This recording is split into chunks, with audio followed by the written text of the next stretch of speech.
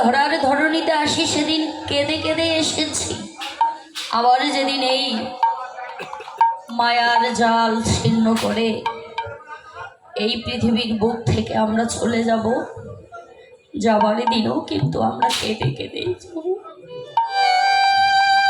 আসার সময় এসেছি কেঁদে, আবার যাবার সময়ও যাব কেঁদে। মাঝখানে শুধু হাসি ঠাট্টা আনন্দ, কিন্তু ভেবে দেখবে শেষের দিনে এই হরি নাম বিনা জীবের আর কোনো গতি হবে।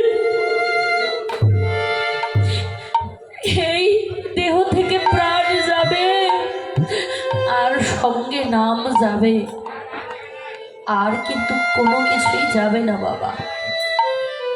এই নাম নিলেই জীব মুক্তি পাবে। নাম যদি নেওয়ার মতো নেওয়া যায়, জীব নাম নিলেই মোক্ষ লাভ, মুক্তি পাবে। তার প্রমাণ ভক্ত হরিদাস। ভক্ত হরিদাস দিন রাত্রি মিলে 3 লক্ষ নাম জপ করত। তো ভক্ত হরিদাস যখন আসলেন, তারপরে আসলো আমার মহাপ্রভু। তো মহাপ্রভুর বয়সের থেকে ভক্ত হরিদাসের বয়স অনেক বেশি। আবার শ্রী অদ্বৈত আচার্য ঠাকুর, ওনারও বয়স অনেক বেশি। তো যখন আমার গৌরহরি নবদ্বীপে অবতীর্ণ হলেন, মা সূচিমাতার কোল আলোকিত করে শ্রীধাম নবদ্বীপে আবির্ভূত হলেন,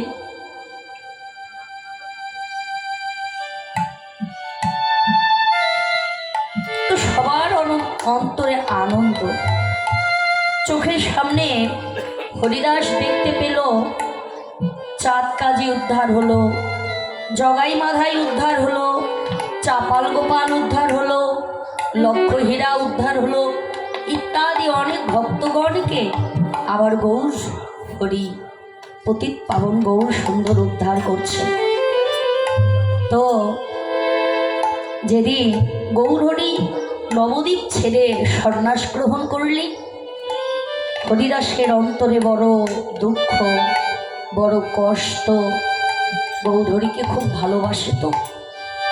তো ভালোবাসার মানুষ যদি কাছে না থাকে, দূরে কোথাও চলে যায়, দুঃখ তো হবারই কথা।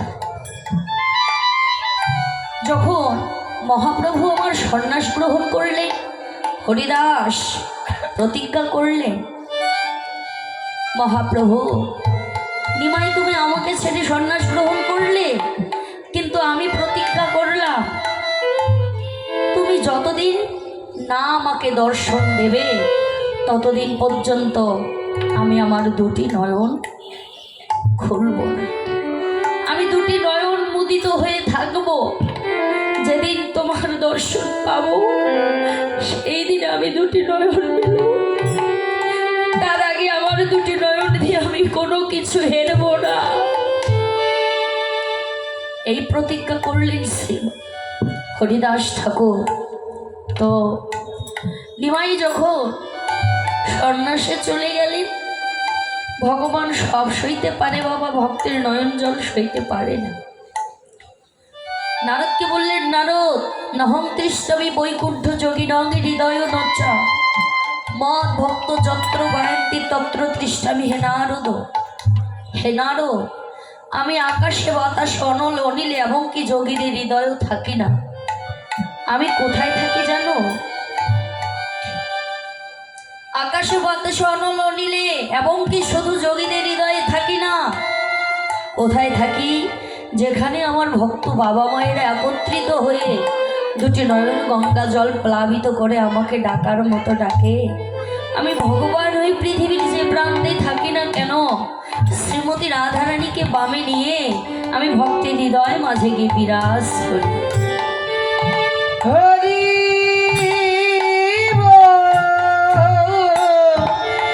হরি হরি হরি হরি। তো ভগবান সব সইতে পারে, নয়ন জল সইতে পারে না। তো ভগবান আসলেন, সন্ন্যাস থেকে আসলেন শান্তিপুরে অদ্বৈত আচার্যের গৃহে। যেদিন হরিদাস ঠাকুর নিমাই চাঁদকে দর্শন করলেন, সেদিন তার দুটি নয়ন খুললেন। তো কি হলো, নিমাই আমার চলে গেল বাবা পুরীধামে।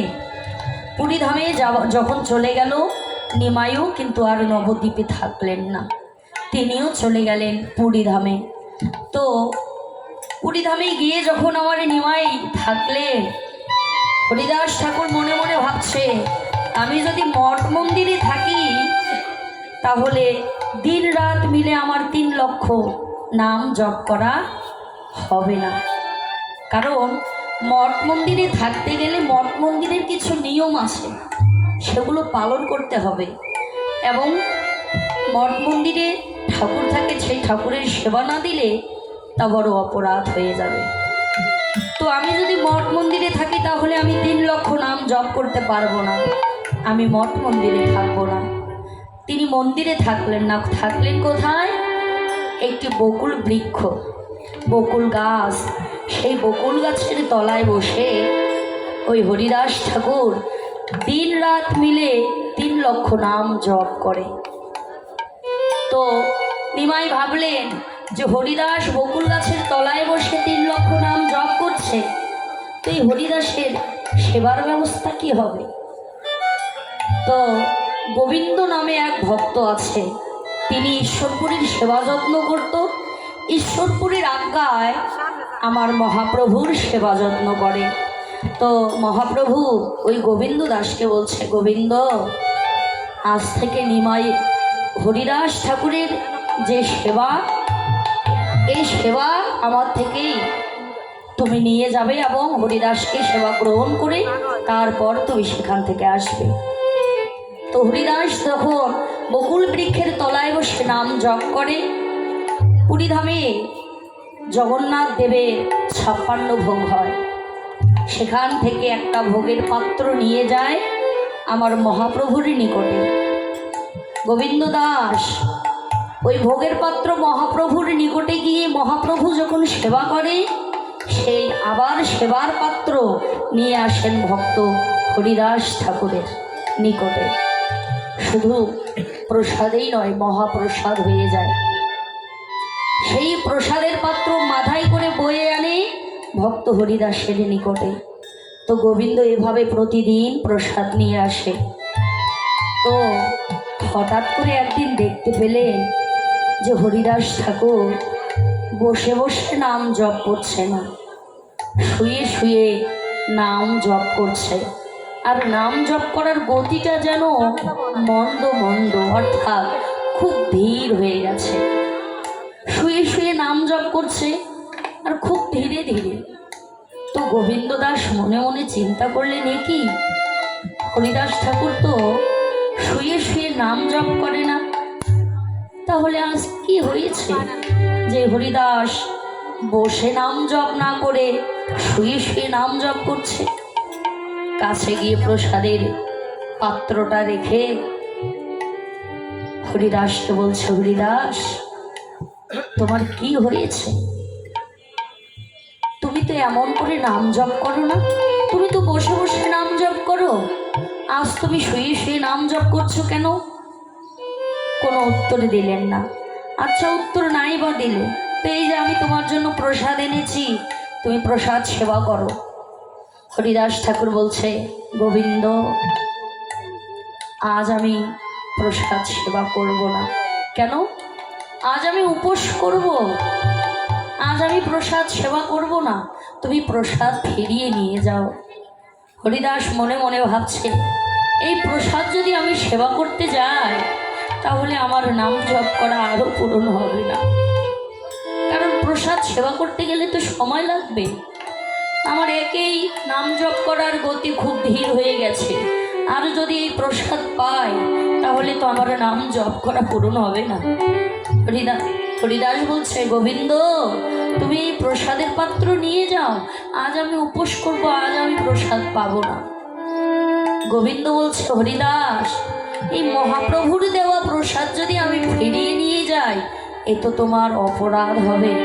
তো এক কাজ করো, তুমি উদর পরিপূর্ণ করে সেবা গ্রহণ করো না, কিন্তু এই প্রসাদ থেকে কিঞ্চিৎ প্রসাদ তুলে নিয়ে বদনে দাও, তাহলে তোমার সেবা গ্রহণ করাও হবে আর প্রসাদকে অপমাননা করাও হবে না।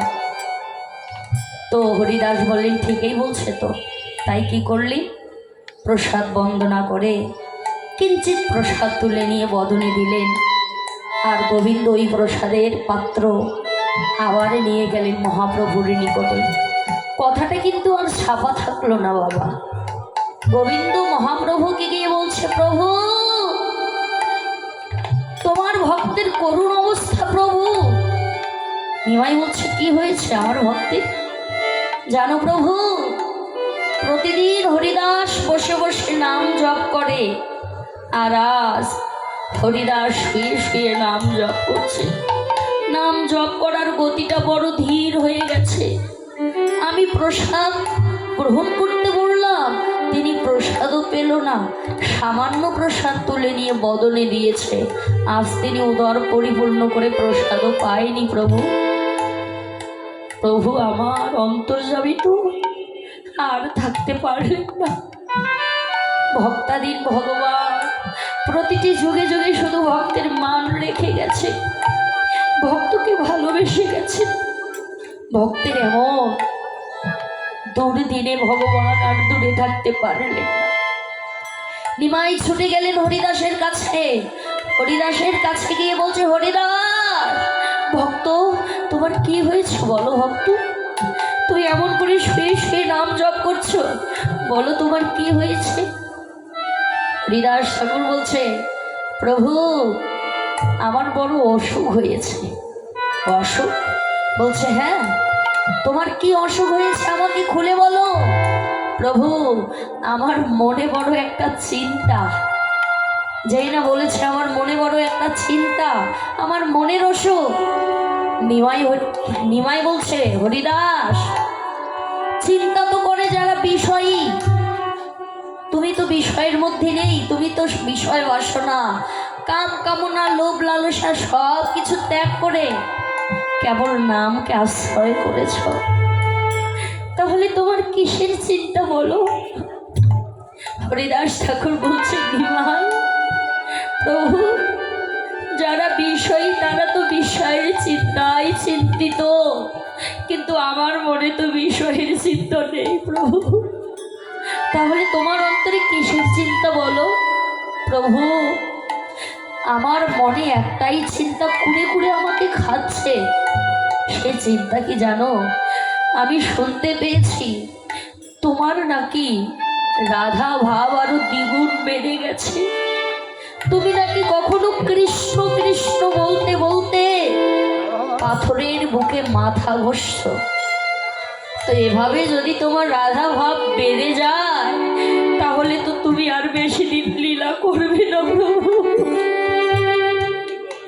তুমি যদি বেশি দিন লীলা না করো, তুমি যদি আবার আগে চলে যাও, তাহলে আমি কি নিয়ে থাকবো বলো?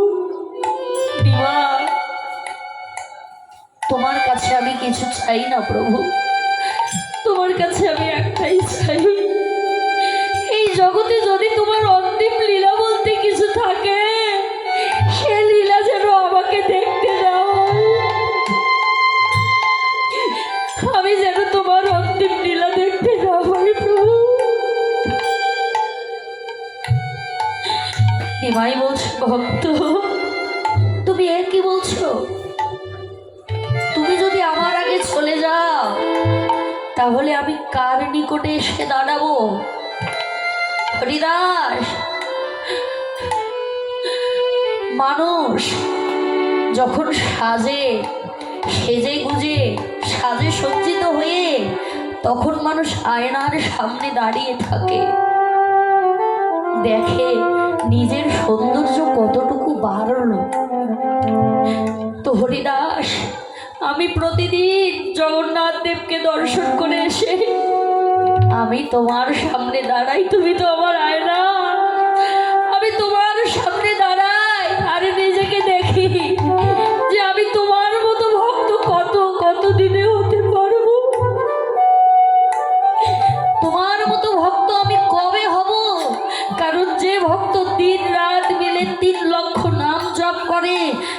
ভক্ত আমি কবে হব?